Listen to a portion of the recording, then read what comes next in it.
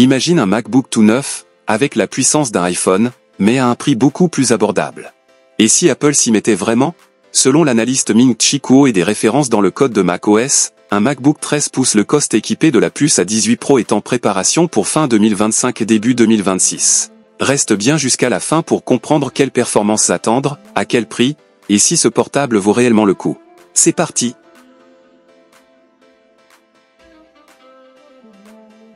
Ming-Chi Kuo annonce qu'Apple va lancer un modèle de MacBook plus accessible, attendu en production fin 2025 ou début 2026. Contrairement aux MacBooks actuels équipés de la série M, celui-ci embarquerait un A18 Pro, la puce des iPhone 16 Pro. Ce serait une première, un Mac doté d'un chip iPhone. Le design serait proche du MacBook Air 13 pouces, disponible en couleurs vives telles qu'argent, rose ou jaune. Avec une production envisagée entre 5 et 7 millions d'unités, Apple viserait un prix bien plus bas que les $999 actuels.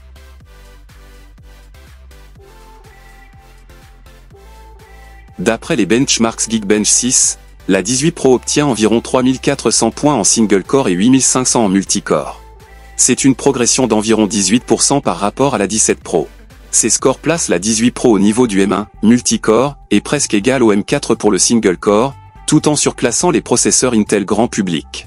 Certaines sources notent que la 18 Pro est 45% plus rapide que le M1 en single-core, et équivalent en multicore. Cela suggère qu'un MacBook avec cette puce offrirait des performances solides pour la bureautique, navigation, et streaming, même si les tâches intensives resteraient mieux gérées par les séries M4 et M4 Pro.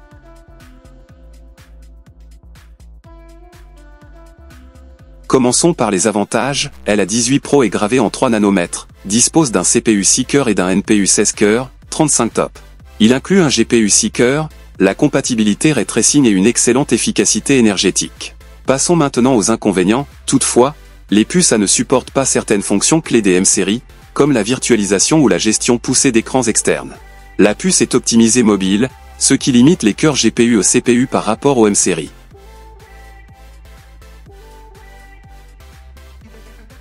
Apple aurait pour ambition de proposer ce MacBook autour de $799, bien en dessous du MacBook Air à $999. Cela permettrait de séduire les étudiants ou utilisateurs de bureautique, photos légères et navigation web. La sortie de 5 à 7 millions d'unités en 2026 montre l'ambition d'un produit grand public.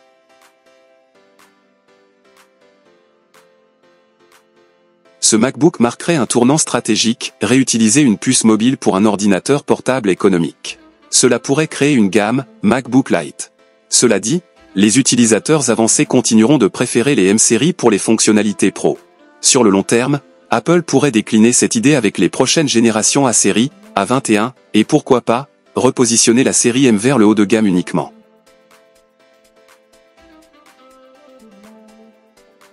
En résumé, Apple prépare un MacBook 13 pouces le cost équipé d'un A18 Pro, disponible fin 2025, avec des performances proches du M1, un prix vraisemblablement autour de $800, parfait pour une utilisation quotidienne.